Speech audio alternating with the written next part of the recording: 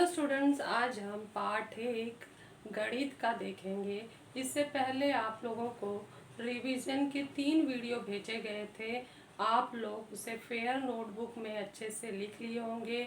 बहुत सारे बच्चों ने बहुत ही अच्छे से लिखकर मुझे दिखाया है, बहुत अच्छी बात है। लेकिन कुछ बच्चे जो ग्रुप में नए ज्वाइन हुए हैं या नहीं लिखे हैं अभी तक, वह ज़रूर लिख लें, क्योंकि ये रिवीजन के जो भाग हैं वो बहुत ही महत्वपूर्ण है। मैंने वही टॉपिक कक्षा 7वीं के गणित से ली हूँ जो कक्षा 8वीं में बहुत ही महत्वपूर्ण है। तो जो चीज़ आप पढ़े हो उसका एक बार रिवीजन कर लोगे तो इस वर्ष आपको 8वीं का गणित अच्छे से समझ में आएगा। अब हम 8वीं के गणित के लिए हम जानते हैं कि हमने 200 पेज की फेयर नोटबुक लॉन्ग बनाई है और उसमें 3 वीडियो रिवीजन के लिख लिए हैं। उसके बाद हम कक्षा 8वीं का गणित का पाठ 1 शुरू कर रहे हैं। जैसा कि पाठ 1 का नाम यहाँ बताया गया है, परिमेय तथा अपरिमेय संख्याएं। तो ये जो संख्याएं हैं आप लोगों के लिए नया नहीं है, आप ये पहले भी कक्षा 7वीं में पढ़ चुके हो। तो उसी को मिलाकर और कक्षा 8वीं में जो आने वाली संख्या है उसकी जानकारी देने के लिए ये पहला वीडियो है। अगले वीडियो में हम सवाल हल करेंगे। तो पहले हमें संख्याओं का प्रकार जानना बहुत ही जरूरी है, क्योंकि ये मूलभूत संख्याएं हैं। ये हमारा जो गणित का आधार है, तो इनका ज्ञान होना बहुत ही जरूरी है। तो सबसे पहले हम संख्याओं का समूह देखेंगे, कितने समूह होते हैं। तो वैसे तो संख्याओं का समूह 5 होता है। 5 के बारे में कौन कौन सी संख्याएं समूह के रूप में बताई गई है वो हम उदाहरण के साथ यहाँ देखेंगे। तो सबसे पहले देख रहे हैं कि संख्याओं के सब प्रकार में कई संख्याएं समूह में होती हैं।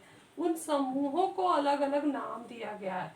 तो ये समूह को मैं यहाँ पर जो मैं 4 प्रकार की संख्याएं यहाँ दिखा रही हूँ, ये क्यों दिखा रही हूँ, क्योंकि इसकी जानकारी आप लोगों को पहले से है। तो तुरंत ही पहले वीडियो में मैं एकदम नया टॉपिक नहीं ले रही हूँ, आप लोगों को वो जानकारी दी जा रही है जो आप पहले पढ़ चुके हो। तो यहाँ जो 4 प्रकार की संख्याएं ली गई है वो आप पहले से ही जानते हो। 4 प्रकार की संख्याओं का समूह, संख्या समूह कौन कौन सी है उसको एक एक वृत्त में, ये जो पैराबोला है ना, वृत्त जो थोड़ा अंडाकार हो गया है जिसको गणित में पैराबोला कहते हैं, पैराबोलिक आकृति से मैं ये समझाई हूँ। ये पहला समूह है। तो पहले समूह को घेरे हुआ दूसरा समूह है, पहले दूसरे को घेरे हुए तीसरा समूह है, पहले दूसरे तीसरे को घेरे हुए चौथा समूह है। तो कितनी खास आकृति है। यह आकृति ही खुद अपने आप में एक एक परिभाषा बोल रहा है। अगर कोई बच्चा इस आकृति को ही समझ ले तो कोई भी परिभाषा रटने की जरूरत ही नहीं है, या कोई भी संख्याएं समूह में कौन कौन सी संख्याएं वो भूलने के भी जरूरत नहीं है। इतने अच्छे से यह आकृति बनाकर समझाया गया है। पैराबोलिक आकृति से आपको 4 प्रकार की संख्याओं का समूह समझाया गया है। पहला आता है प्राकृत संख्या, जिसको अंग्रेजी में कहते हैं नेचुरल नंबर, और इसका उपयोग हम शुरू करते हैं 1 2 3 4 5 6 7 8 9 10 और अनगिनत संख्याएं, 100 1000 अनगिनत ले लो, जितने भी लिखना है लिख लो। तो यहाँ पर लिख के 10 लिख के बाद अनगिनत डॉट से बता दिया गया है। तो शुरू होता है ये 1 से, और सभी संख्याएं देखो ध्यान से तो पूर्ण है और साथ में सभी धनात्मक है। तो ये हमारा हो गया प्राकृत संख्या, नेचुरल नंबर। दूसरा जो आएगा संख्या वो इस संख्या को समाहित किया होगा, मतलब दूसरे समूह में ये समूह पाया जाएगा, बस जो चीज छूट गया है वो उसमें जुड़ जाएगा। तो हम देख रहे हैं कि इन सब संख्याओं में शून्य संख्या नहीं है। तो शून्य संख्या का और इस प्राकृत संख्या को लेकर जो नया समूह बनता है वो है नंबर 2 पूर्ण संख्याएं, अंग्रेजी में जिसको कहते हैं होल नंबर्स। होल हम कहते हैं ना, होल हो गया, होल छेद हो गया है, तो ये होल ही हमारे लिए क्या है, 0। तो प्राकृत संख्या में जब 0 मिल जाए, 0 प्लस प्राकृत संख्या मिल जाए तो ये हमारा बन जाता है पूर्ण संख्या। और ये समूह शुरू होता है 0 से, होल नंबर 0 1 2 3 4 5 6 7 8 9 10 अनगिनत 100 1000 लाख जितना गिनते जाइए।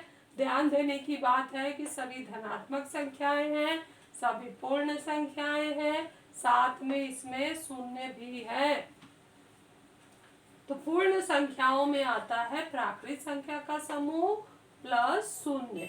ये हमने 2 समूह पढ़ लिया। अभी तीसरा संख्या समूह जाता है पूर्णांक संख्याएं। पूर्णांक संख्याएं अर्थात इंटीजर नंबर। इसमें कौन कौन सी संख्या आएंगी? प्राकृत तो आएगा ही, 0 भी आएगा ही। तो क्या छूट गया है? 0 भी है, धनात्मक भी है। तो ऋणात्मक संख्याएं जो छूट गई हैं वो अगर हम ले लें शून्य के साथ, प्राकृत संख्याओं के साथ ऋणात्मक संख्याएं ले लेते हैं तो बनने वाला समूह बन जाता है हमारा पूर्णांक संख्याएं, इंटीजर नंबर।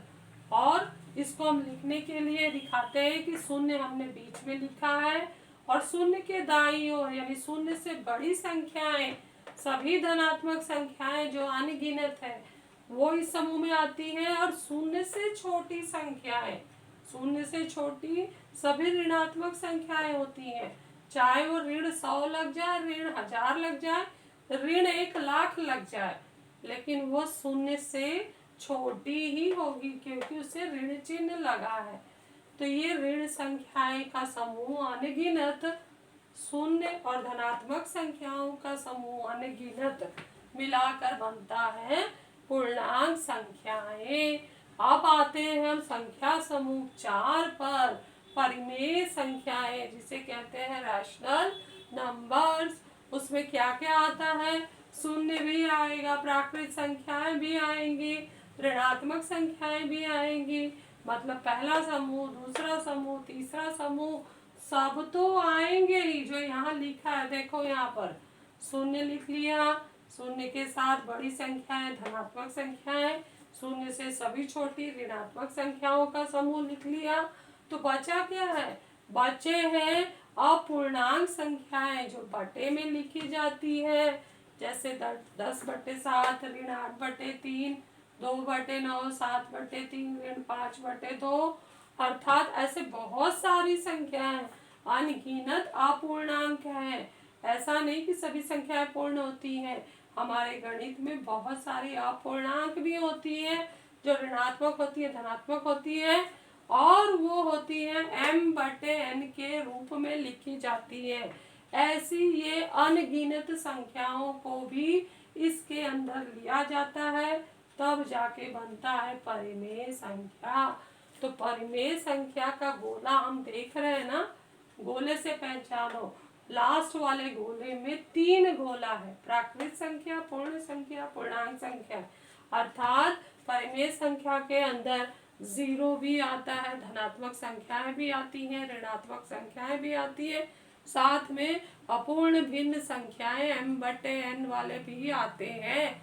लेकिन m/n का शर्त एक ही है कि m और n जो होंगे वो पूर्णांक संख्याएं होगी, साथ में n का मान शून्य नहीं होना चाहिए।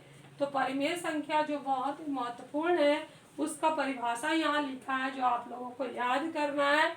वह संख्या जो m/n स्वरूप में लिखी जाए और जहाँ m तथा n पूर्णांक हो तथा n का मान शून्य के बराबर न हो तो उसे परिमेय संख्या कहते हैं। उदाहरण में यदि मैं पूछूं कि 24 क्या परिमेय संख्या है तो तुम लोग बोलोगे टीचर ये m/n के रूप में नहीं है। लेकिन नहीं बच्चों, इसको हम लिख सकते हैं, 24/1 कर दो तो /1 करते ही ये क्या हो गया? m/n के रूप में हो गया, बदल गया। तो इसका मतलब है कि हर संख्या को, चाहे वो प्राकृत संख्या हो, चाहे पूर्ण संख्या हो, चाहे पूर्णांक संख्या हो, सभी को हम m/n के रूप में लिख सकते हैं। और m/n वाली संख्या हमारी क्या है? परिमेय संख्या है। तो 24 एक परिमेय संख्या है। तो अब आप लोगों के लिए होमवर्क आ रहा है कि क्या 36, क्या ऋण 1, क्या 27/8, परिमेय संख्या है? हाँ है, तो कमेंट बॉक्स में इसका जवाब दीजिए और साथ में इसको अच्छे से फेयर बुक में लिखिए और मुझे ओरल दीजिए कि प्राकृत संख्या में कौन कौन सी संख्या आती है, पूर्ण में कौन कौन सी आती है, पूर्णांक में कौन कौन सी आती है। परिमेय संख्या का जब बोलोगे तो परिभाषा बोलना है, फिर उदाहरण देना है। तो बच्चों, आप लोगों को ये वीडियो समझ में आ गया होगा, तो अच्छे से लिख लीजिए। Thank you.